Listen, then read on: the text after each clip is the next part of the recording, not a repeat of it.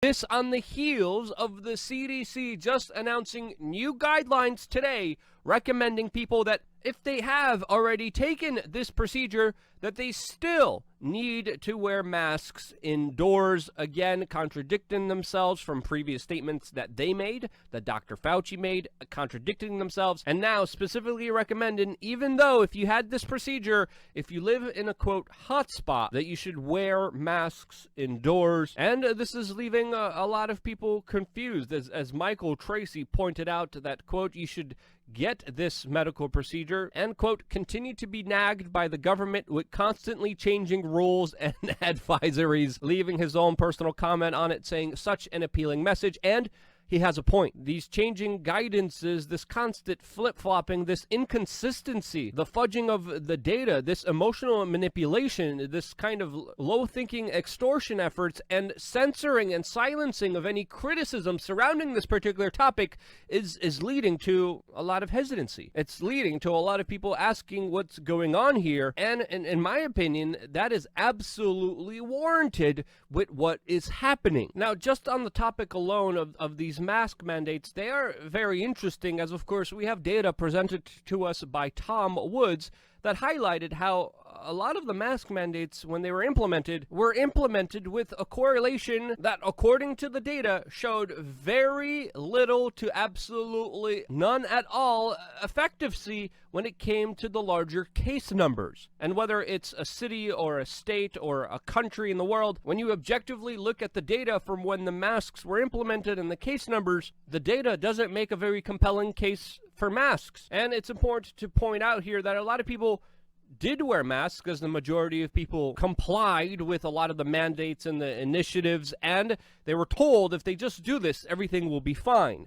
Now they're told to do it again, even though there's data suggesting that it didn't really do that much, on top of taking a medical procedure that if they're told if they take, that everything will go back to normal. And the real question that we need to ask here, is that really going to happen? As of course we have the perfect example case of Iceland that had 90% of its entire population take this medical procedure. This is a far bigger percentage than the United States is even trying to achieve, where the United States says if it will achieve this specific percentage rate, specifically saying 70% of the population. The United States said if 70% of the population gets this procedure, everything will go back to normal. Well, in Iceland, 90% of the population did this, and a lot of people in the establishment were looking at Iceland as the perfect case for all of this working, of finally life going back to normal, of people finally being able to live their lives without a government dictating what they can and cannot do, since of course the population complied and did everything that they were supposed to.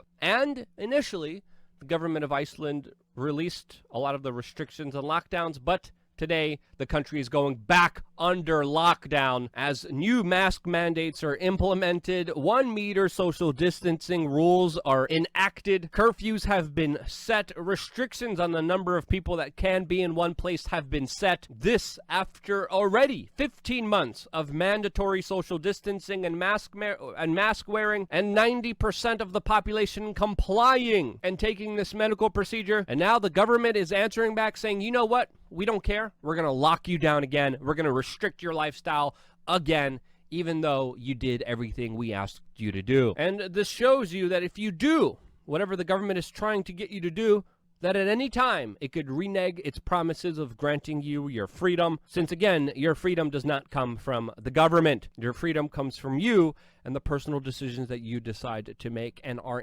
inalienable rights that should not be taken away by anyone at any time, regardless of the national security emergency that is currently at play here. And again, we have seen governments throughout recorded human history use the pretext for emergency situations in order to take away people's rights that they will never give back. And I think it's fair to say that all these politicians saying, do this medical procedure and we'll give you everything back, are absolutely lying. And again, they're pushing for more mandates, as California is now going to require people take this procedure or be tested routinely every single day for its state employees. Some cities are telling employees to literally wear stickers on them declaring that they have not taken this procedure. New York City and California are telling all of its state workers, including teachers, police officers, that they need to take this procedure, along, of course, with all of California's state university systems, the largest system in the country that is requiring all students, facility, and staff members on campus